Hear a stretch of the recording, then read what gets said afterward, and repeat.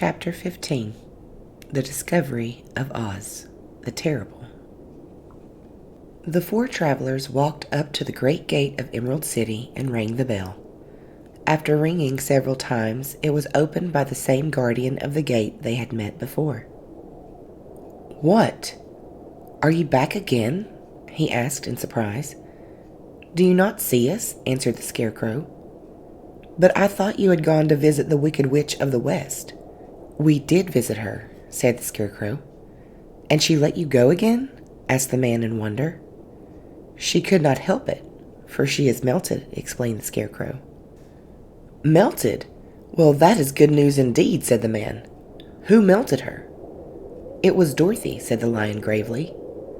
"Good gracious!" exclaimed the man, and he bowed very low indeed before her. Then he led them into his little room and locked the spectacles from the great box on all their eyes, just as he had done before.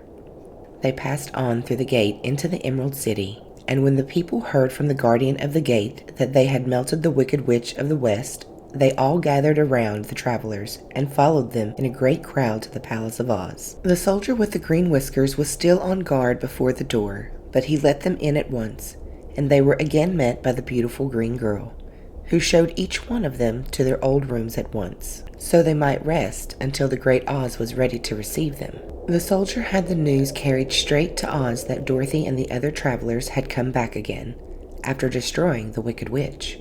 But Oz made no reply.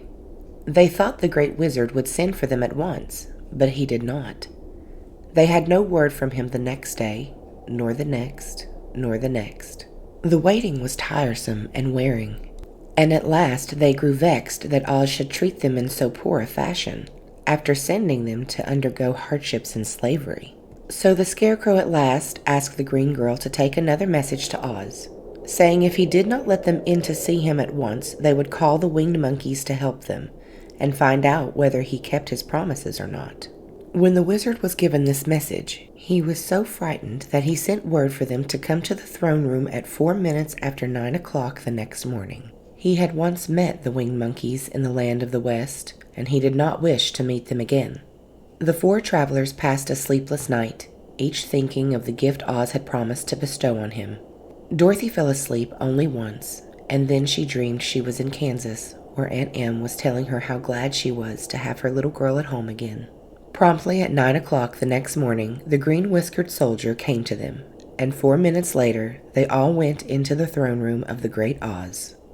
Of course, each one of them expected to see the wizard in the shape he had taken before, and all were greatly surprised when they looked about and saw no one at all in the room.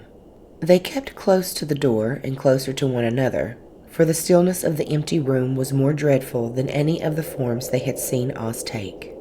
Presently, they heard a solemn voice, seeming to come from somewhere near the top of the great dome, and it said solemnly, "I am Oz, the great and terrible. Why do you seek me?" They looked again in every part of the room, and then, seeing no one, Dorothy asked, "Where are you?" "I am everywhere," answered the voice. "But to the eyes of common mortals, I am invisible. I will now seat myself upon my throne, that you may converse with me." Indeed, the voice seemed just then to come straight from the throne itself, so they walked toward it and stood in a row while Dorothy said, "We have come to claim our promise, O Oz." "What promise?" asked Oz.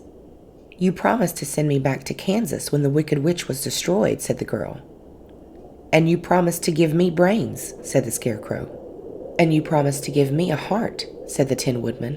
"And you promised to give me courage," said the Cowardly Lion. "Is the Wicked Witch really destroyed?" asked the voice, and Dorothy thought it trembled a little. "Yes," she answered. "I melted her with a bucket of water." "Dear me," said the voice. "How sudden!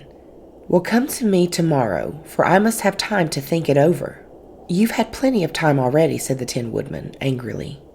"We shan't wait a day longer," said the Scarecrow. "You must keep your promises to us," exclaimed Dorothy.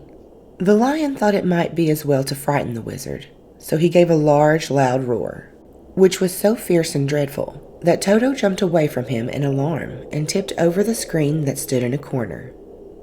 As it fell with a crash, they looked that way, And the next moment, all of them were filled with wonder.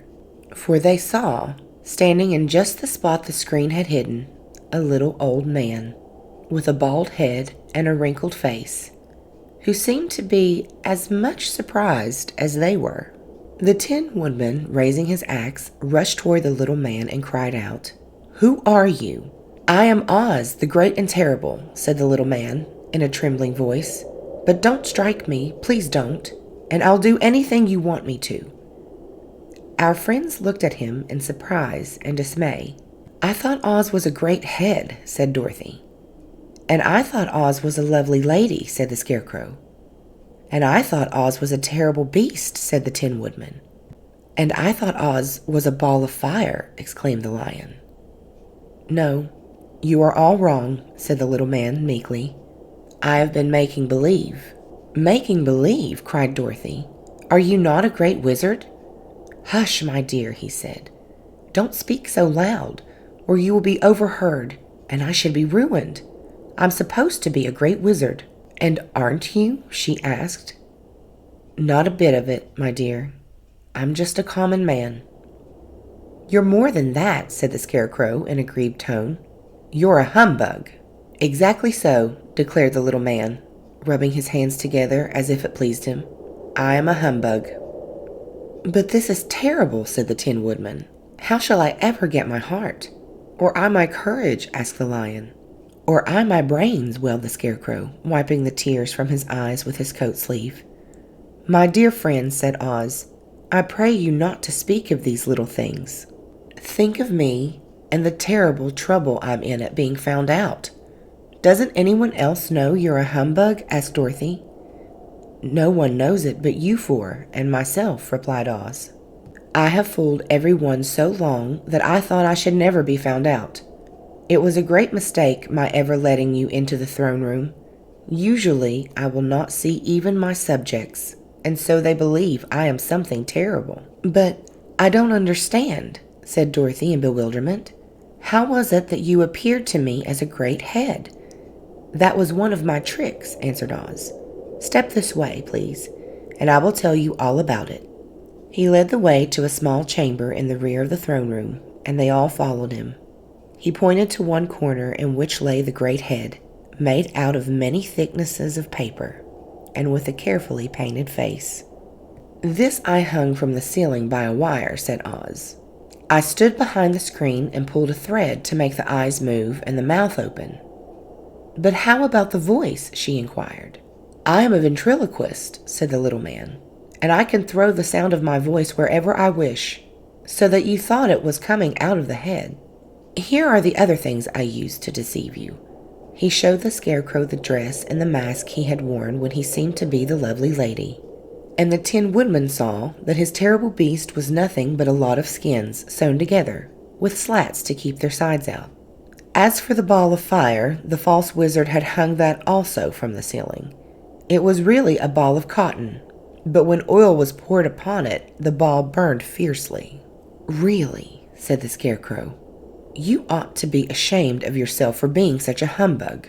I certainly am," answered the little man sorrowfully. "But it was the only thing I could do. Sit down, please.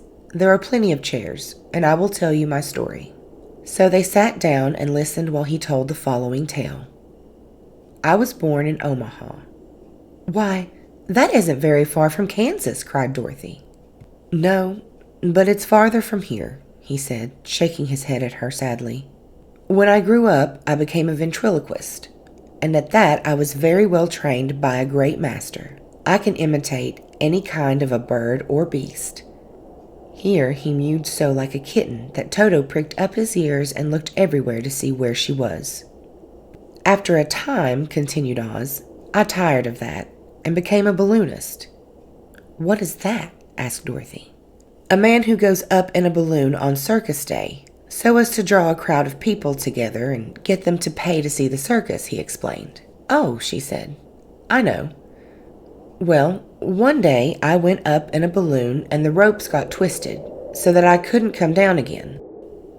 It went way up above the clouds, so far that a current of air struck it and carried it many, many miles away.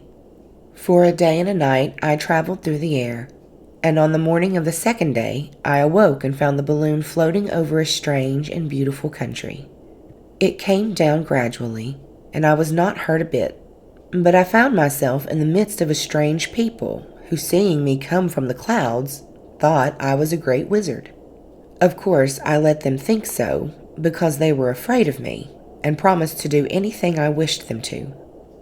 Just to amuse myself and keep the good people busy, I ordered them to build this city and my palace, and they did it all willingly and well.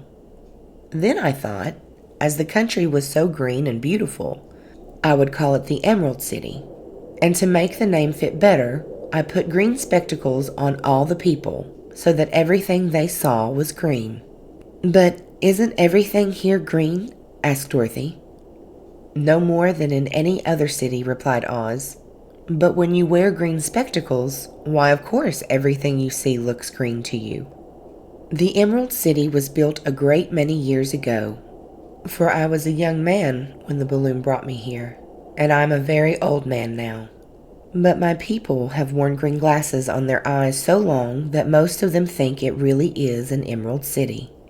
And it certainly is a beautiful place, abounding in jewels and precious metals, and every good thing that is needed to make one happy.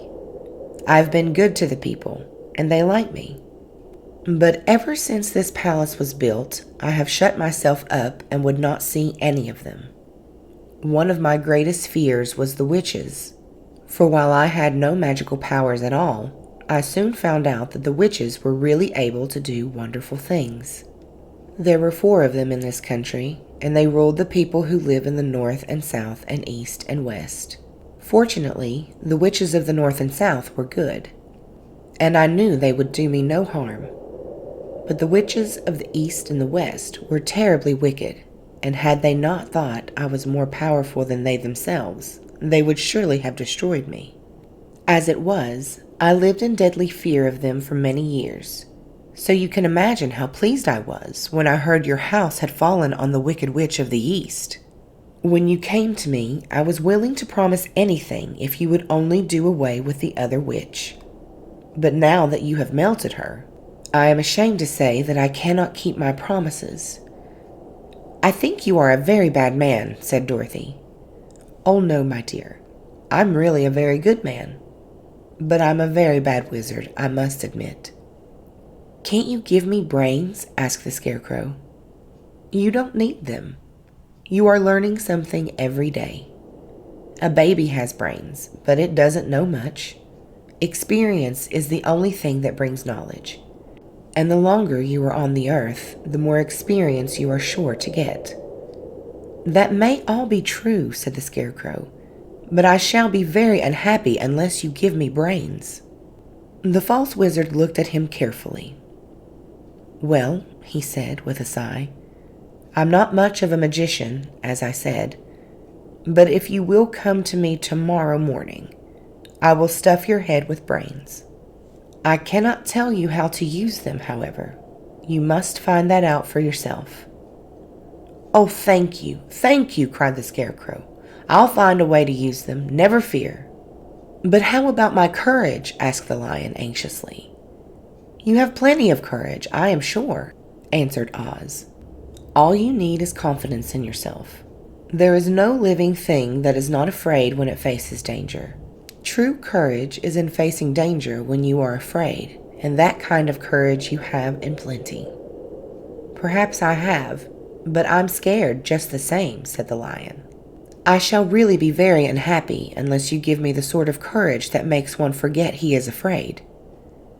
"Very well. I will give you that sort of courage tomorrow," replied Oz.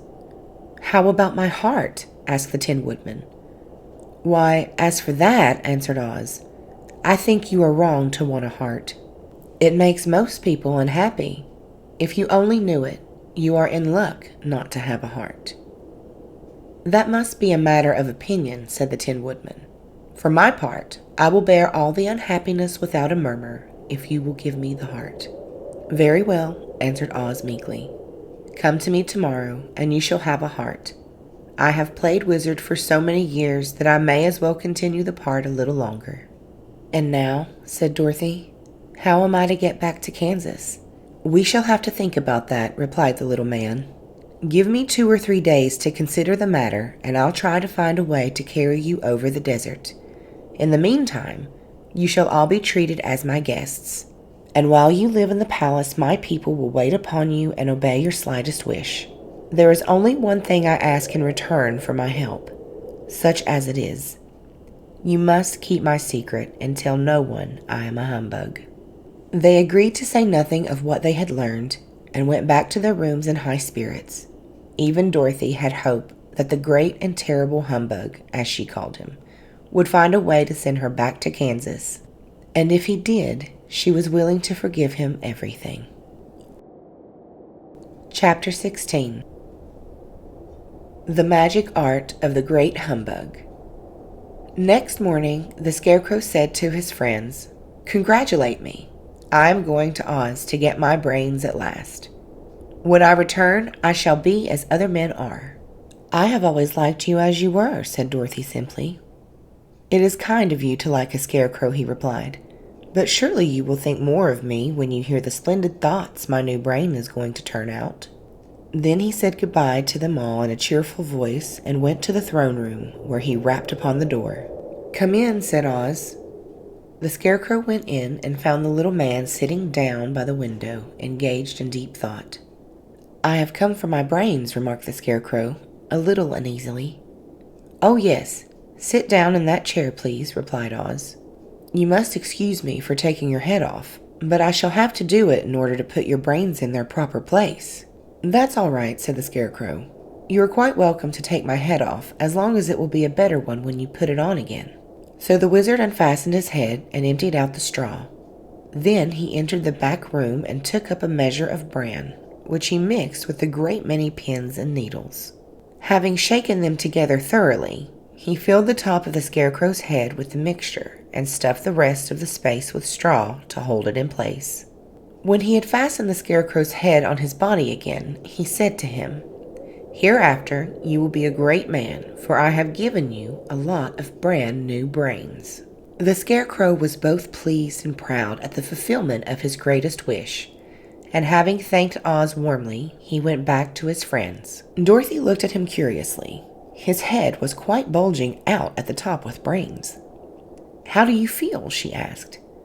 "I feel wise indeed," he answered earnestly. "When I get used to my brains, I shall know everything." "Why, are those needles and pins sticking out of your head?" asked the Tin Woodman. "That is proof that he is sharp," remarked the Lion. "I must go to Oz and get my heart," said the Woodman. So he walked to the throne room and knocked at the door. "Come in," called Oz. And the Woodman entered and said, "I have come for my heart." "Very well," answered the little man, "but I shall have to cut a hole in your breast, so I can put your heart in the right place. I hope it won't hurt you." "Oh, no," answered the Woodman. "I shall not feel it at all." So Oz brought a pair of tinner's shears and cut a small square hole in the left side of the Tin Woodman's breast. Then, going to a chest of drawers, he took out a pretty heart, made entirely of silk and stuffed with sawdust. "Isn't it a beauty?" he asked. "It is indeed," replied the Woodman, who was greatly pleased.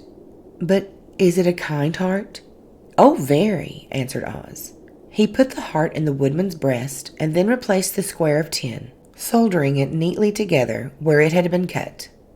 "There," he said. "Now you have a heart that any man might be proud of. I'm sorry I had to put a patch on your breast, but it really couldn't be helped." "Never mind the patch," exclaimed the happy Woodman. "I am very grateful to you and shall never forget your kindness." "Don't speak of it," replied Oz. Then the Tin Woodman went back to his friends, who wished him every joy on account of his good fortune. The Lion now walked to the throne room and knocked at the door. "Come in," said Oz. "I have come for my courage," announced the Lion, entering the room. "Very well," answered the little man. "I will get it for you." He went to a cupboard and, reaching up to a high shelf, took down a square green bottle, the contents of which he poured into a green gold dish, beautifully carved. Placing this before the cowardly lion, who sniffed at it as if he did not like it, the wizard said, "Drink." "What is it?" asked the lion. "Well," answered Oz, "if it were inside of you, it would be courage. You know, of course, that courage is always inside one, so that this really cannot be called courage until you have swallowed it. Therefore, I advise you to drink it as soon as possible." The lion hesitated no longer, but drank till the dish was empty. "How do you feel now?" asked Oz. "Full of courage," replied the lion, who went joyfully back to his friends to tell them of his good fortune. Oz, left to himself, smiled to think of his success in giving the Scarecrow and the Tin Woodman and the lion exactly what they thought they wanted. "How can I help being a humbug," he said, "when all these people make me do things that everybody knows can't be done?" It was easy to make the Scarecrow and the lion and the Woodman happy, because they imagined I could do anything. But it will take more than imagination to carry Dorothy back to Kansas, and I'm sure I don't know how it can be done. Chapter 17. How the Balloon Was Launched. For 3 days, Dorothy heard nothing from Oz. These were sad days for the little girl, although her friends were all quite happy and contented. The Scarecrow told them there were wonderful thoughts in his head, but he would not say what they were because he knew no one could understand them but himself. When the Tin Woodman walked about, he felt his heart rattling around in his breast, and he told Dorothy he had discovered it to be a kinder and more tender heart than the one he had owned when he was made of flesh. The lion declared he was afraid of nothing on earth and would gladly face an army or a dozen of the fierce Kalidahs. Thus, each of the little party was satisfied except Dorothy, who longed more than ever to get back to Kansas. On the 4th day, to her great joy, Oz sent for her, and when she entered the throne room, he greeted her pleasantly. "Sit down, my dear. I think I have found the way to get you out of this country." "And back to Kansas?" she asked eagerly. "Well, I'm not sure about Kansas," said Oz, "for I haven't the faintest notion which way it lies. But the first thing to do is to cross the desert, and then it should be easy to find your way home." "How can I cross the desert?" she inquired. "Well, I'll tell you what I think," said the little man. "When I came to this country, it was in a balloon. You also came through the air, being carried by a cyclone. So I believe the best way to get across the desert will be through the air. Now, it is quite beyond my powers to make a cyclone, but I've been thinking the matter over, and I believe I can make a balloon." "How?" asked Dorothy.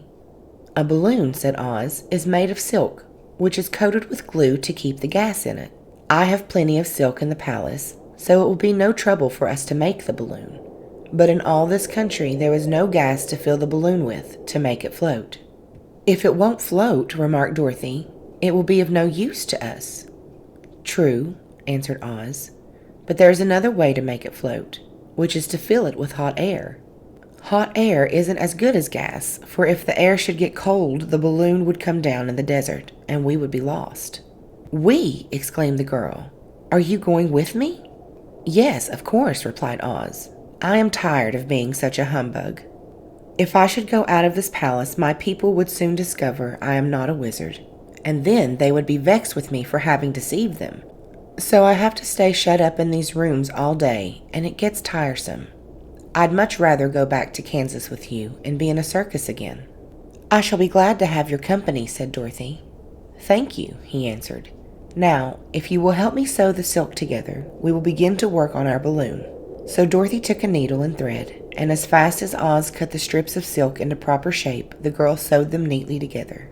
First, there was a strip of light green silk, then a strip of dark green, and then a strip of emerald green, for Oz had a fancy to make the balloon in different shades of the color about them. It took 3 days to sew all the strips together, but when it was finished, they had a big bag of green silk more than 20 feet long. Then Oz painted it on the inside with a coat of thin glue to make it airtight, after which he announced that the balloon was ready. "But we must have a basket to ride in," he said. So he sent the soldier with the green whiskers for a big clothes basket, which he fastened with many ropes to the bottom of the balloon. When it was all ready, Oz sent word to his people that he was going to make a visit to a great brother wizard who lived in the clouds. The news spread rapidly throughout the city, and everyone came to see the wonderful sight. Oz ordered the balloon carried out in front of the palace, and the people gazed upon it with much curiosity. The Tin Woodman had chopped a big pile of wood, and now he made a fire of it. And Oz held the bottom of the balloon over the fire so that the hot air that arose from it would be caught in the silken bag. Gradually, the balloon swelled out and rose into the air until finally the basket just touched the ground. Then Oz got into the basket and said to all the people in a loud voice, "I am now going away to make a visit. While I am gone, the Scarecrow will rule over you. I command you to obey him as you would me." The balloon was by this time tugging hard at the rope that held it to the ground, for the air within it was hot, and this made it so much lighter in weight than the air without that it pulled hard to rise into the sky. "Come, Dorothy," cried the wizard. "Hurry up, or the balloon will fly away." "I can't find Toto anywhere," replied Dorothy, who did not wish to leave her little dog behind. Toto had run into the crowd to bark at a kitten, and Dorothy at last found him. She picked him up and ran toward the balloon.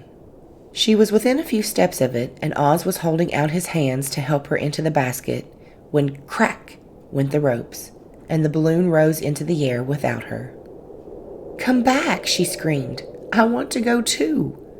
"I can't come back, my dear," called Oz from the basket. "Goodbye." "Goodbye," shouted everyone, and all eyes were turned upward to where the wizard was riding in the basket, rising every moment farther and farther into the sky. And that was the last any of them ever saw of Oz, the wonderful wizard, though he may have reached Omaha safely, and be there now, for all we know. But the people remembered him lovingly, and said to one another, "Oz was always our friend. When he was here, he built for us this beautiful Emerald City, and now he is gone, he has left the wise Scarecrow to rule over us." Still, for many days they grieved over the loss of the wonderful wizard, and would not be comforted.